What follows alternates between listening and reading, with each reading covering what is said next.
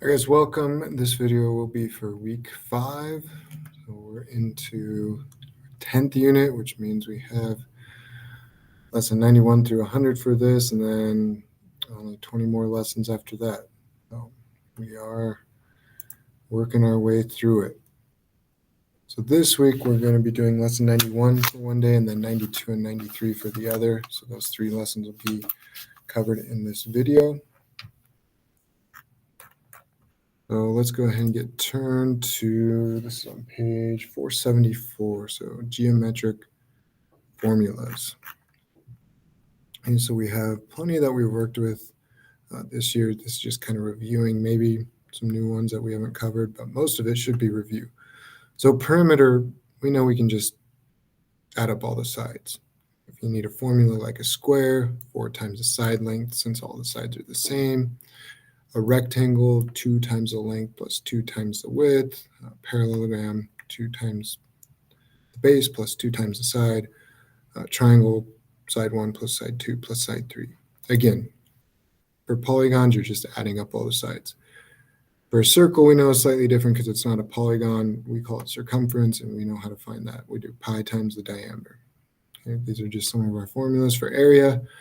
Side squared or side times side, length times width. Base times height, and then a triangle is half of a parallelogram, so that's why it's 1/2 base times height. And these should all be on your reference sheet, but again, just going back over them. In a square, since all the sides are the same, we can just do the side squared, or side times side, or we can even think of it as length times width, or even base times height. So even though sometimes we use length and width, sometimes we use side, sometimes we use base and height, and we can think about these in the same, because actually a square is a rectangle and is a parallelogram. So again, these same formulas would apply to this.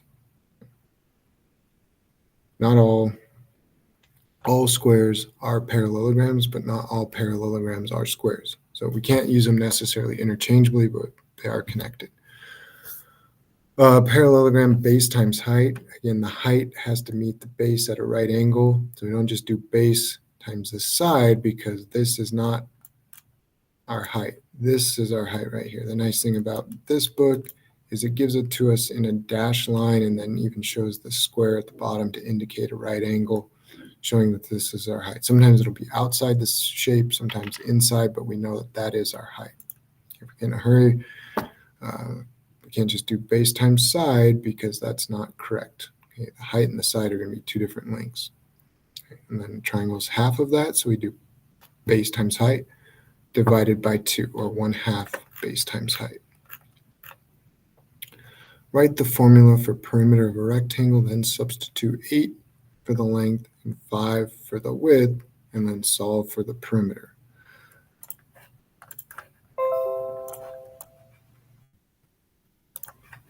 Okay, so 8. You don't have to draw it out again. We can use the and plug in. Oops.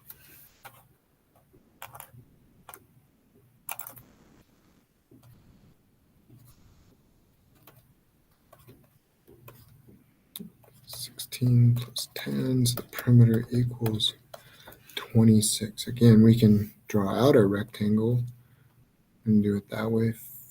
5 plus 8 is 13, plus 5 is 18, plus 8 is 26. We can do it that way as well.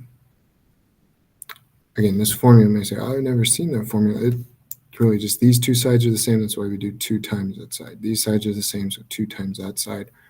Plug in your numbers and solve. Or since we know the sides are the same, we can just add up all 4 sides, which again isn't that difficult. All right, that's our only example for this one. So we'll do A, B, and C when we get to class. So again, just have that reference sheet handy. Finding perimeter is pretty simple. Areas aren't too difficult, but as we get into more complex shapes or even into 3-dimensional shapes, having that reference sheet will be very, very beneficial. So let's flip over to lesson 92 now. And for this one, we're looking at a few different things. Expanded notation with exponents, order of operations with exponents, and powers and fractions. So expanded notation, again, this is something where we take the place value, and we've done this before. So 3 times 100 plus 6 times 10 plus 5 times 1. Again, probably easier to just write 365, but we can use expanded notation to kind of help us think about our place value, our ones, tens, hundreds, 1,000, 10,000, 100,000, million, billions, trillions, and so on. So we can also use exponents, since all of our place values are really an exponent of base 10. So 10 to the power of 0 is 1, 10 to the power of 1 is 10, 10 squared is 100. We can kind of follow this sequence right here. So our ones place is 10 to the power of 0, then 10 to the power of 1, then power 2, 3, 4, 5, 6, 7, 8, 9, 10, 14. Another kind of helpful hint is this exponent tells us how many zeros we have. 10 to the power of 0, I have 0 zeros, so it's just 1. To the power of 1, I have 1 zero. Power of 2, I have 2 zeros. Power of 3, 3 zeros, and so on and so on.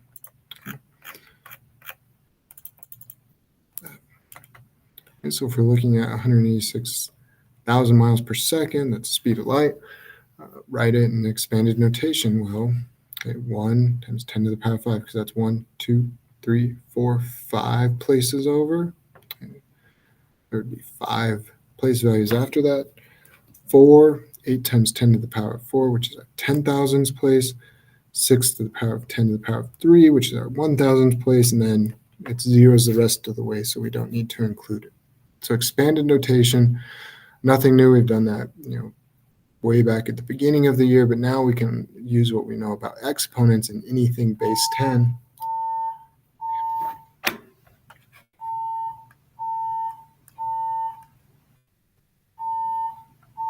We are having a fire drill here as we speak. May I have your attention, please? There has been a fire emergency reported in the building. Please evacuate the building by the nearest exit. Do not use the elevator.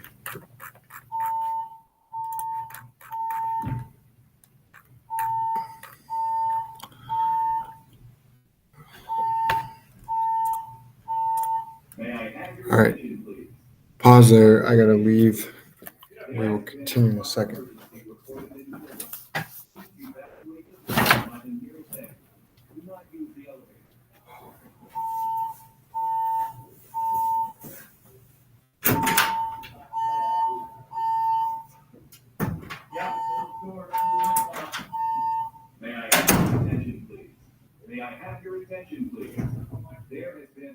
Emergency reported in the building. Please evacuate the building by the nearest exit. Do not use the elevator.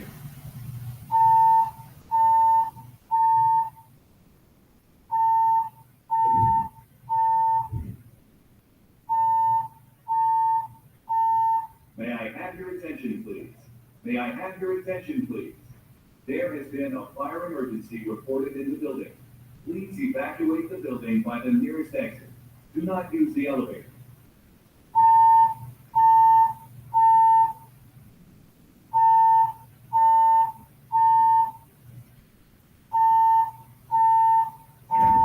May I have your attention, please? May I have your attention, please? There has been a fire emergency reported in the building. Please evacuate the building by the nearest exit. Do not use the elevator.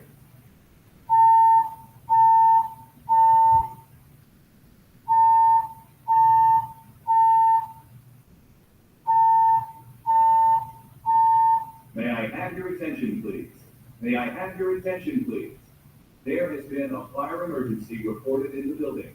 Please evacuate the building by the nearest exit. Do not use the elevator.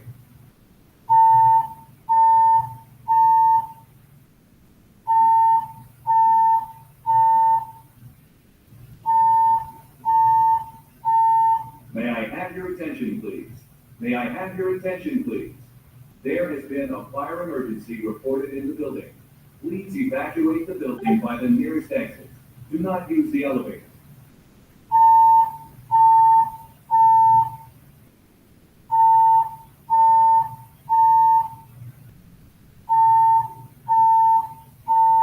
May I have your attention, please?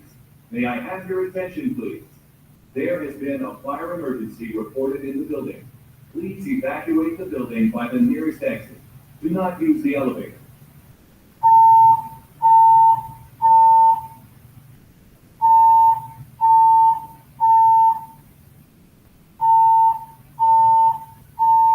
May I have your attention, please?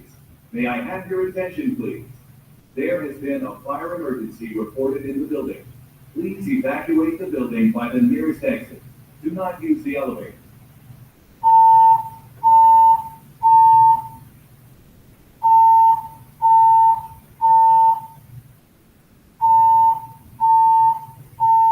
May I have your attention, please?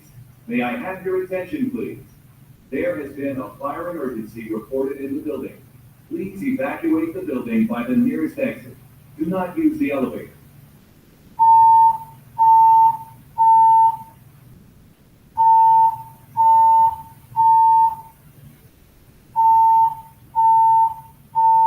May I have your attention, please? May I have your attention, please? There has been a fire emergency reported in the building. Please evacuate the building by the nearest exit. Do not use the elevator.